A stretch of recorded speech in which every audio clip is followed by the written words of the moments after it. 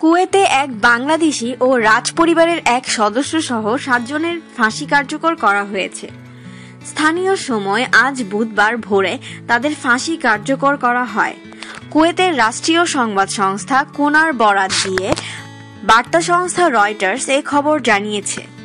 যাদের ফাঁসি কার্যকর করা হয়েছে তাদের মধ্যে কুয়েতের রাজ পরিবারের সদস্য শেখ ফয়সাল আবদুল্লাহ আল জাবের আল সাবাহ, বাংলাদেশি শাহ আলম সহ মিশর, ইথিওপিয়া ও ফিলিপাইনের নাগরিক রয়েছে। তাদের বিরুদ্ধে হত্যা চেষ্টা, অপহরণ ও ধর্ষণের অভিযোগ ছিল। এই 7 জনের মধ্যে 4 জন পুরুষ ও 3 জন নারী। ফাঁসি কার্যকর হওয়া বাংলাদেশি মোহাম্মদ শাহ আলম ঢাকার কদমতলী থানাধীন ফরিদাবাদ এলাকার 82 নম্বর রজব আলী সর্দার রোডের মোহাম্মদ সানোয়ার হোসেনের ছেলে।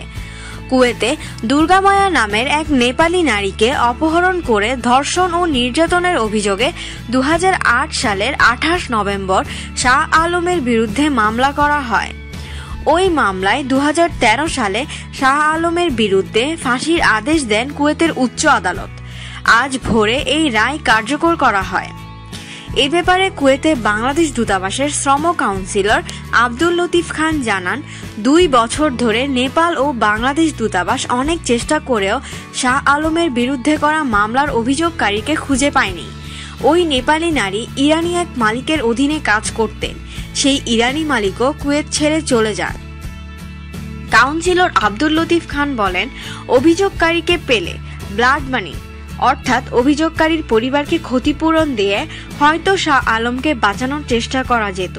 নেপাল ও বাংলাদেশ দূতাবাস যথেষ্ট চেষ্টা করেছে। গতকাল মঙ্গলবার স্থানীয় সময় বিকাল 3:45টার দিকে শাহ আলমের সঙ্গে শেষ দেখা করে বাংলাদেশ দূতাবাস কর্তৃপক্ষ। শাহ আলমের শেষ ইচ্ছা অনুযায়ী তার মায়ের সঙ্গে ফোনে প্রায় 5 মিনিট কথা বলেন তিনি। এই সময় তিনি তার ছোট ভাইকে ভালো করে দেখে রাখতে মাকে অনুরোধ করেন।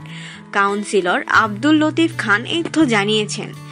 এদিকে কুয়েতের সংবাদপত্রের খবর অনুযায়ী রাজপুরের সদস্য শেখ ফয়সাল আবদুল্লাহ আল জাবের আল সাবাহকে 2010 সালে রাজ পরিবারের সদস্য তার এক ভাতিজাকে হত্যার দায়ে ফাঁসি দেওয়া হয়।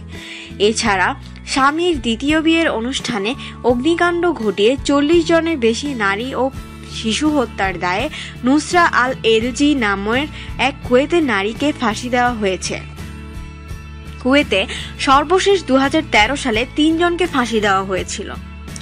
আমাদের সাথেই থাকুন এবং ভালো লাগলে অবশ্যই সাবস্ক্রাইব করুন। ধন্যবাদ।